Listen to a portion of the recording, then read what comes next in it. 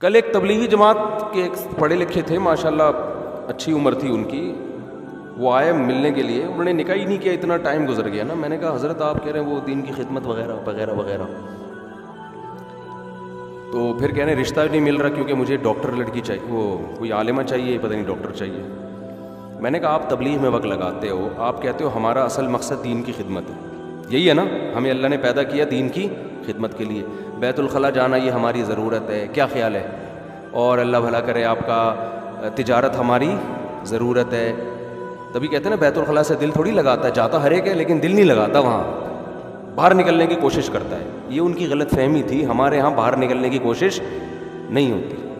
Public toilet میں اگر کوئی جاتا ہے نا تو لگتا ہے کہ یہ باہر قیامت تک نہیں آئے گا. حقیقت جو بیٹھتا ہے بیٹھا ہی رہتا ہے.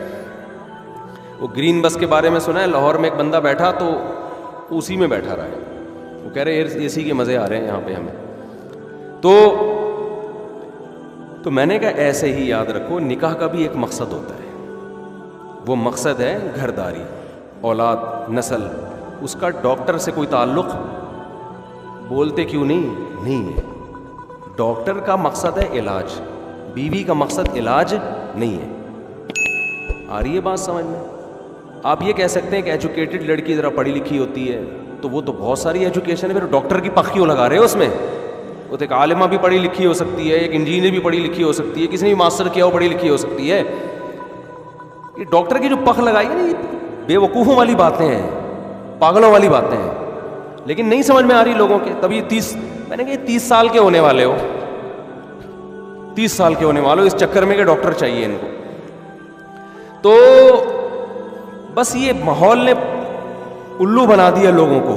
حقیقت بتا رہا ہوں، آپ یہ نہیں پتا کہ کس کام کا بنیادی مقصد کیا. پہلے اس کو سامنے رکھ کے کتنے لوگوں نے ڈاکٹر لڑکیوں سے شادی کی ہے اور بعد میں ڈیورس ہوئی ہے کہ گھر نہیں سنبھال رہی ہے، بچے کو نہیں سنبھال رہی. ایک صاحب نے مجھے فون کیا، میری بیوی ڈاکٹر ہے، اس کے بچہ میں سنبھال رہا ہوں، وہ کلینک میں بیٹھی ہوتی ہے.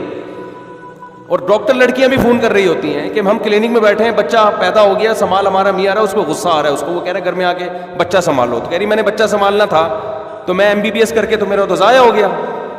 تو میں ان سے کہتا ہوں یہ شادی غلط ہوئی ہے. یہ شادی کیا ہوئی ہے؟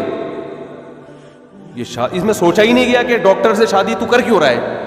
اگر تو نے اس سے بچے ہی پلوانے ہیں، یا تو بچوں کے لیے پھر ایک الگ شادی کر لیں معذرت کے ساتھ، یا اس کے لیے کوئی ماسی رکھ لیں.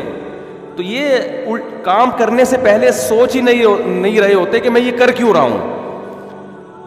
یہی حال آپ ہمارے لبرل طبقے کا ہے کہ لڑکیوں کو نکالو، جاب کراؤ، جاب کرو. بھائی تم نے ان لڑکیوں کو گھر سے جاب کرا کے کیا کروانا ہے؟ گھر کون تمہارا باپ چلائے گا؟ معذرت کے ساتھ گھر کون سنبھالے گا؟ ہمارا جو ایجوکیٹڈ طبقہ ہے نا، ہر لڑکی کو education education education education education education. کون سی ایجوکیشن؟ تو گھر چلانے کی بھی تو کوئی ایجوکیشن ہونی چاہیے نا، بچے پالنے کی بھی تو.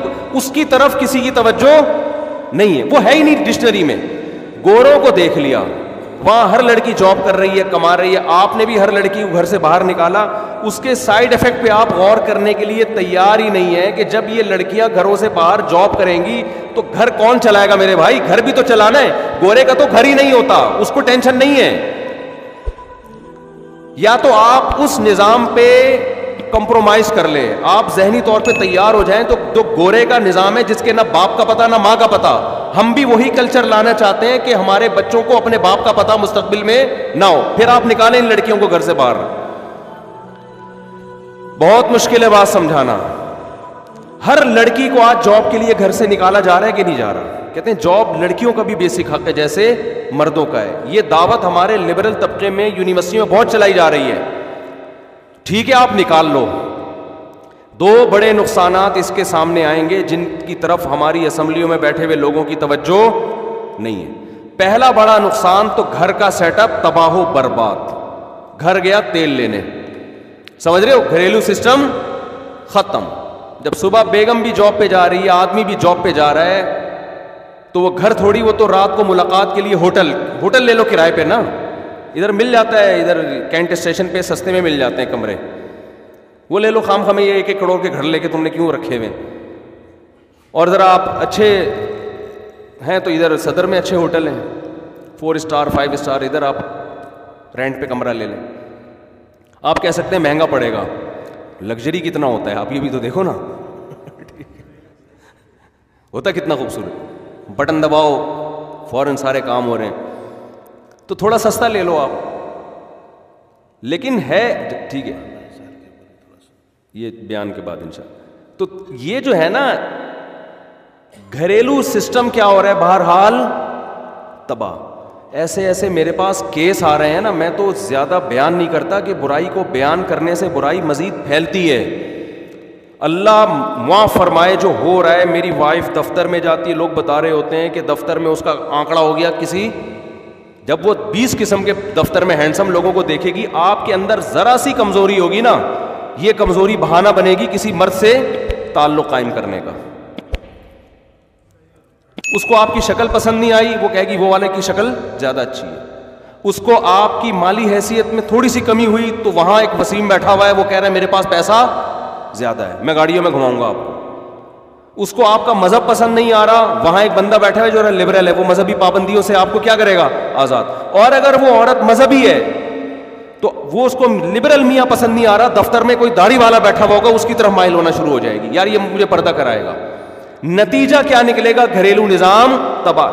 اتنے شک وسوسے میاں بیوی کے آج کل پیدا ہو گئے جو ہمیں 15 سال پہلے نظر نہیں آتے تھے. نہ شوہر کو بیوی پر پراپر اعتماد ہے, نہ مرد کو نہ عورت کو اپنے شوہر پہ اعتماد ہے. ابھی تو یہ کیسز کم ہیں, لیکن آہستہ آہستہ بہت اسپیڈ کے ساتھ بڑھنا شروع ہو جائیں گے, اتنی تیزی سے پھیلیں گے. اور یہ ہمارے جو اسمبلیوں میں بیٹھے ہوئے لبرل لوگ ہیں, ان کو اس سے کوئی غرض نہیں ہے کہ آپ کا گھریلو سسٹم برباد ہو جائے, تباہ ہو جائے, ان کو اس سے کوئی غرض نہیں ہے. کہتا جائے بھاڑ میں, سڑکیں بنے, بسیں چلیں, پانی ہو, کھانا ہو, یہ تو جانوروں کا بھی یہی کام